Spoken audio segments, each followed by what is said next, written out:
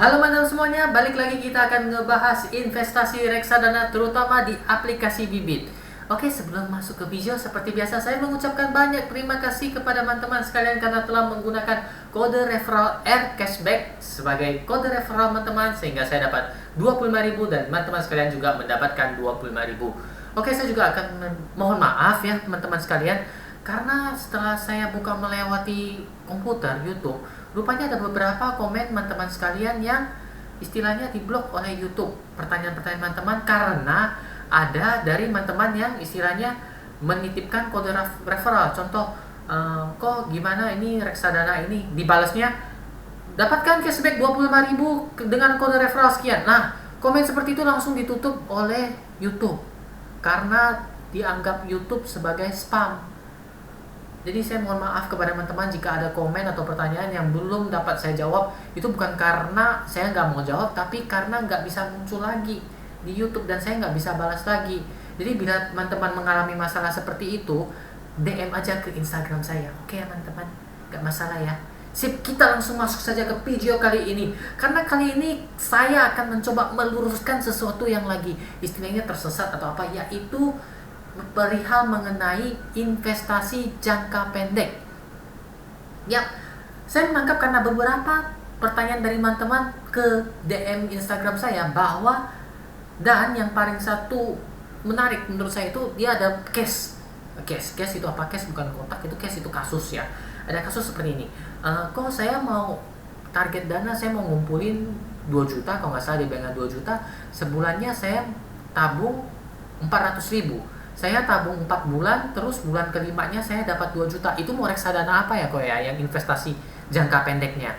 Setelah saya pikir, 400.000 dia nabung 4 bulan itu baru 1,6 juta. Sedangkan targetnya adalah di 2 juta. 400.000 lagi dia ingin growth dari 1,6 juta tersebut. Itu kalau kalkulator atau sempoa saya nggak salah, itu berarti harus sekitaran 40-an% pertumbuhan reksadananya dalam 4 bulan. Kemudian saya bilang mohon maaf Yung, kayaknya ada miskomunikasi perihal investasi jangka pendek di sini. Investasi jangka pendek di sini maksudnya adalah dana-dana yang kita perlukan di jangka waktu yang lebih pendek. Contohnya saya nih ya, karena ini juga ada yang nanya ini umur saya berapa. Ini umur saya kan 30 tahun dan saya ada anak kecil ya, umurnya baru 9 bulan. Itu kan sebelumnya kan ada istilahnya imunisasi ya, tiap 2 bulan sekali, 3 bulan sekali. Nah, di situ saya menggunakan investasi jangka pendek, yaitu reksadana pasar uang.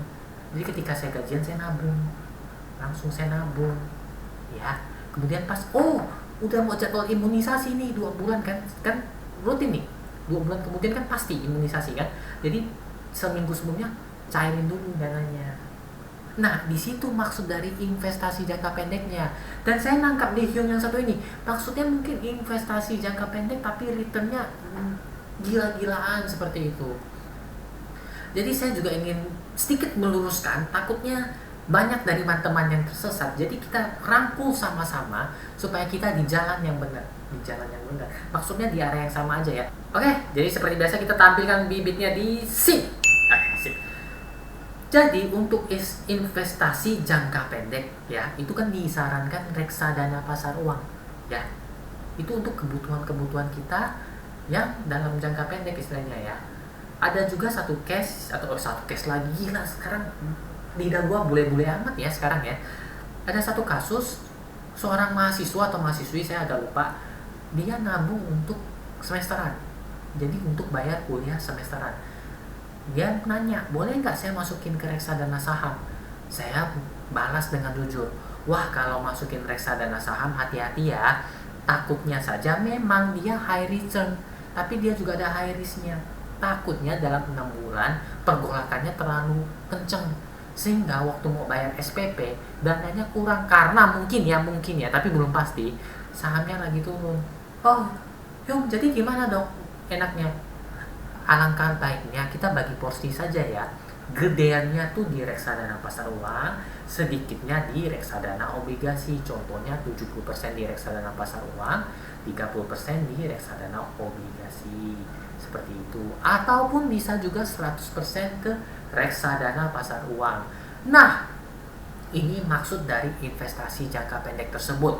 Alasan pertama, investasi jangka pendek adalah investasi yang kita lakukan untuk keperluan jangka pendek, umumnya kurang dari 1 tahun, ya.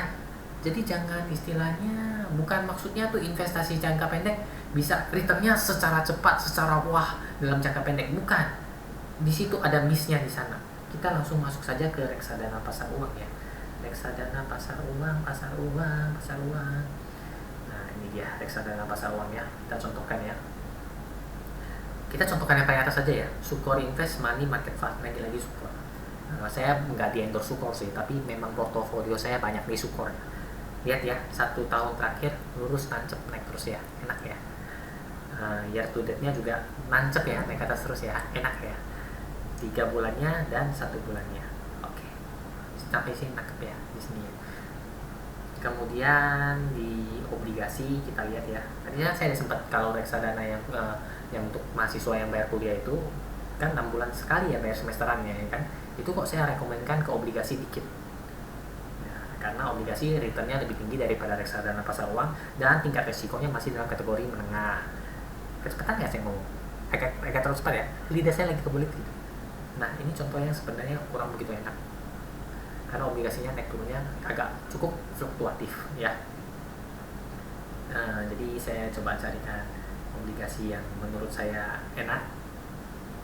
Lagi-lagi saya menggunakan filter kurang dari 1 tahun return tertingginya ya. Lagi-lagi keluarga Sukor. Alasannya saya kenapa suka Sukor akhir-akhir ini ya. Ada kan di video-video saya sebelumnya yang membahas bagaimana cara memilih reksadana saham untuk tahun 2021 ya. 1 tahun terakhir ini dia agak konsisten naik ya teman-teman ya untuk obligasi ini ya. Reksadana Sukor Invest Bond ini walaupun di April 2020 dia agak turun kan sedikit saja porsinya, jangan terlalu banyak ya. Ingat ya, tadi saya merekomendkan 70% reksadana pasar uang, 30% obligasi. Tapi kalau mau lebih aman itu 100% di reksadana pasar uang. Di sini ada sedikit gambarannya. Oke, di sini. Oke, setelah melihat 2 perbandingan tersebut, balik lagi ya kita ke reksadana pasar uang. Jadi reksadana pasar uang ini. Oke. Jadi dari serentetan kasus-kasus yang tersebut, jadi ingin meluruskan investasi jangka pendek itu adalah investasi yang kita lakukan untuk keperluan kita yang umumnya kurang dari 1 tahun. Bebas itu mau apa aja. Case pertama saya lihat yang itu untuk balik kampung ya. Tapi karena case-nya agak susah, saya merekomendkan jangan di reksadana ya. Karena untuk saya jujur ngomong aja, saya juga bukannya saya pesimis, tapi saya udah coba bantuin cari reksadana dan terlalu high risk. Kalau saya merekomendkan reksadana saham, bisa-bisa dia jadi nggak balik kampung ya. Jadi istilahnya nggak balik ke daerah asalnya. Jadi saya bilang jangan saja deh kalau untuk reksadana dana pasar uang yang tadi returnnya sekitaran 6% per tahun. Saya juga hitung-hitungan untuk dalam kondisi 5 bulan dia juga nggak akan tercapai 2 juta hanya dalam 1,6 juta. Akhirnya saya mohon maaf dan itu tidak bisa karena saya ingin meluruskan itu bukan inti dari investasi jangka pendek tersebut. Nah, sedangkan yang untuk mahasiswa yang satunya lagi untuk semesteran saya kan merekomendasikannya investasi jangka pendek. Saya suruh dia pilih untuk reksadana pasar uang dan obligasi. Kenapa seperti itu? Jadi di sini kita harus tangkap teman-teman. Dana yang diperlukan kurang dari 1 tahun umumnya adalah kebutuhan-kebutuhan yang harus kita penuhi atau bisa dikatakan ya harus dipenuhi ya, mendesak atau enggak itu tergantung dari masing-masing. Seperti jadi bayar kuliah, ada yang balik kampung, atau untuk saya pribadi untuk imunisasi anak itu harus dipenuhi dalam jangka waktu pendek. Bayangkan teman-teman jika teman-teman memilih reksadana yang butuh jangka waktunya lebih panjang seperti investasi saham. Contoh, saya memasukkan dana saya, contoh saya nabung untuk imunisasi 500.000 per bulan. Bulan keduanya harapan saya kan maksudnya tuh ada pertumbuhan sedikit dari 500.000 ini. Contohnya kalau 6% mungkin ada tambahan 1.000 atau berapa kan, lumayan ya, investasi namanya jangka pendek.